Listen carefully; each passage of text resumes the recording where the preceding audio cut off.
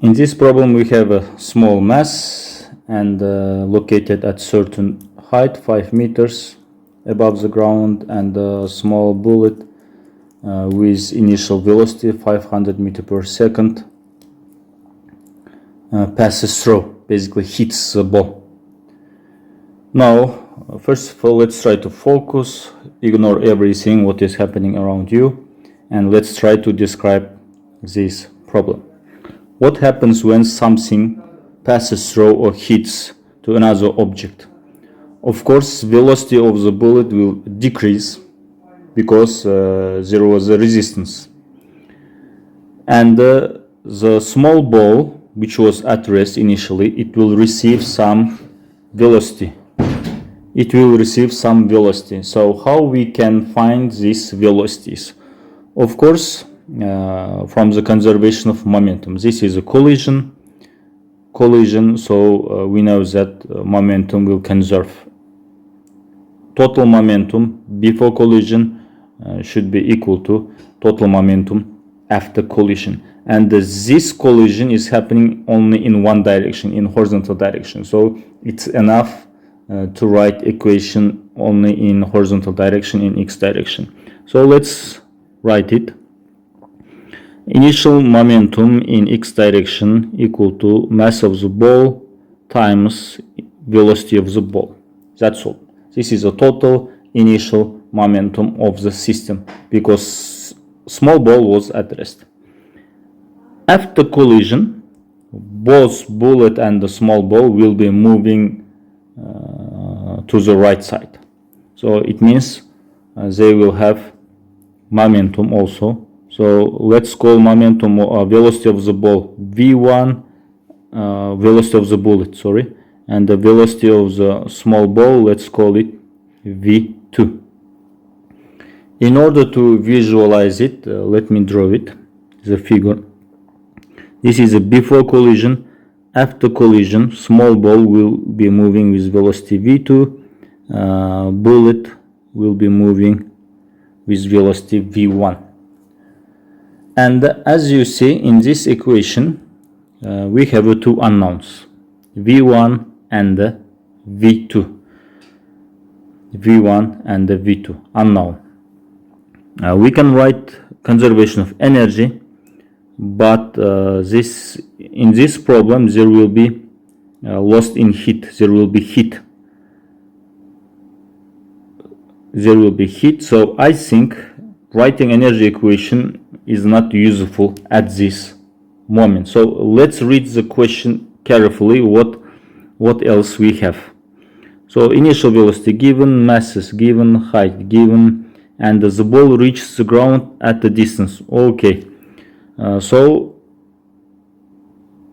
the small ball's range in horizontal direction also given, equal to 20 meters.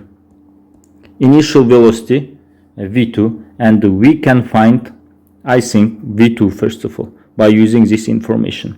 So now let me write range equation for the ball. It has the initial velocity in horizontal direction v2, so it will move in horizontal direction s distance in t time. S given, range, time unknown. Let's call it equation number 2.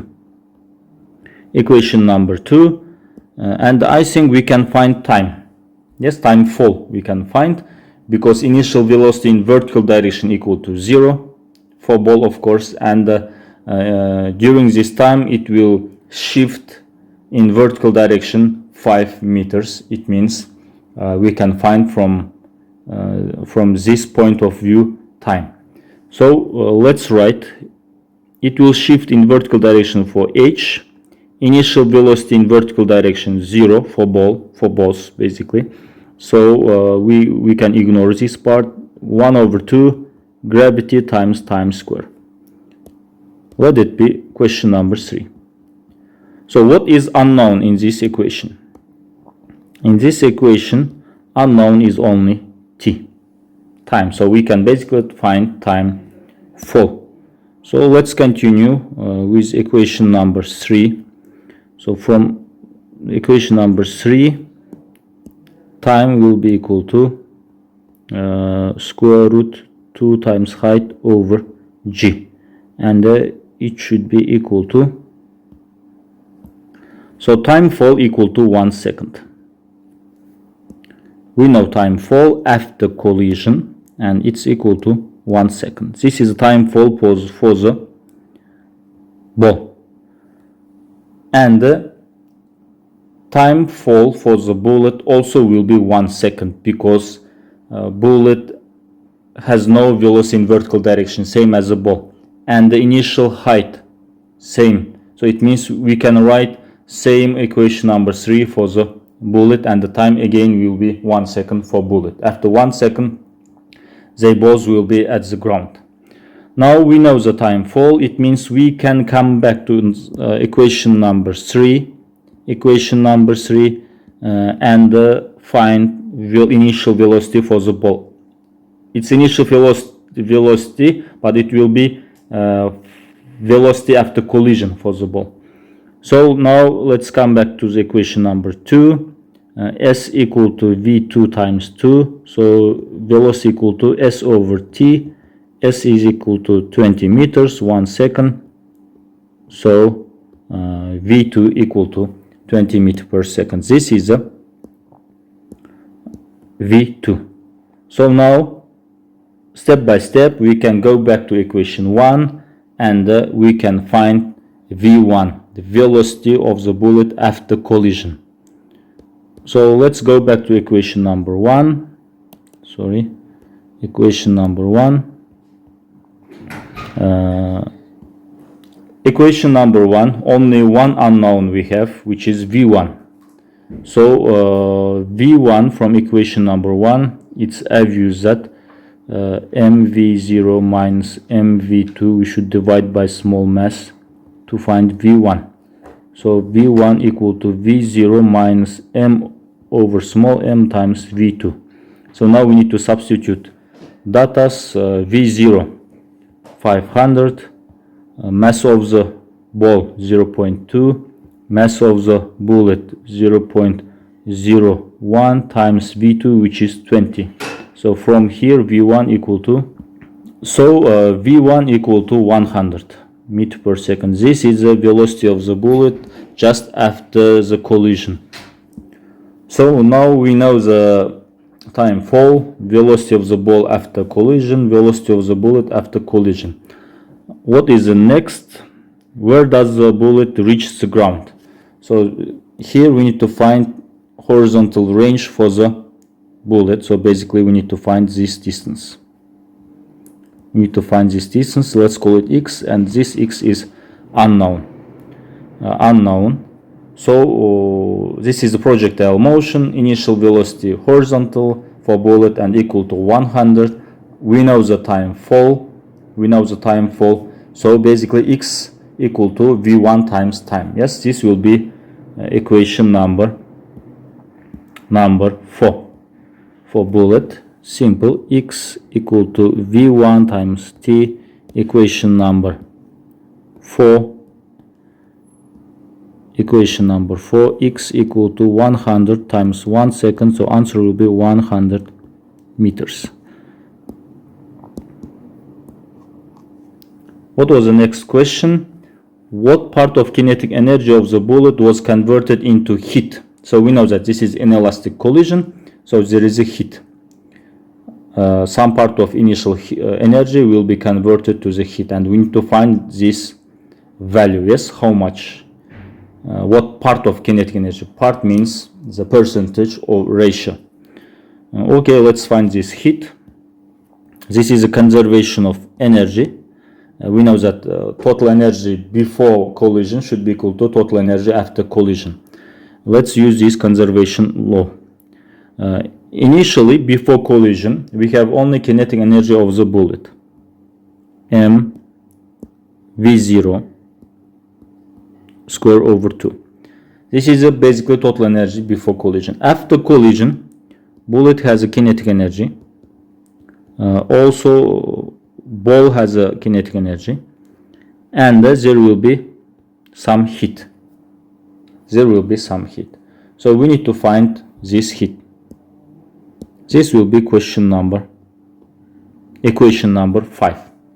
So if you pay attention, everything is given. Everything is given except Q, heat. So we can find easily this heat. So heat will be equal to, first is just mass V0 square minus V1 square minus kinetic energy of the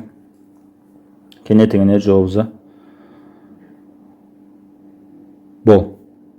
So small m 0.01 over 2, initial velocity of 500 square minus 100 square minus 0.2, I think, yes, mass of the ball 0.2, yes, 0.2, velocity, it was equal to 20 v2, 20 square over 2, so Q equal to, finally, so heat equal to 1160 joules. This is the heat. And the question was what part. So basically we need to first of all find initial kinetic energy, which is just mv square over 2. Yes, mv0 square over 2.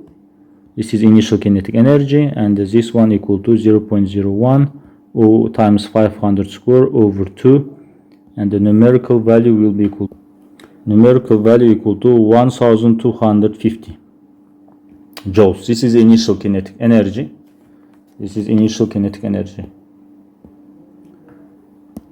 So what is the ratio? The ratio is simply we need to divide these two numbers basically, or we can find it in terms of percentage. So let's do it in terms of percentage. So initial energy 1250, this will be 100%. So 1160 of this initial kinetic energy will be converted to the heat, and which is x%. Yes, so from here x is equal to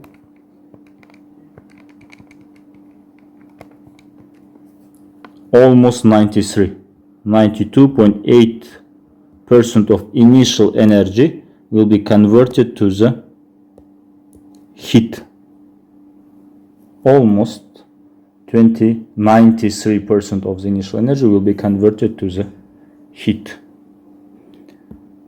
I think that's all. Yes, we solved this problem. Thank you for your attention.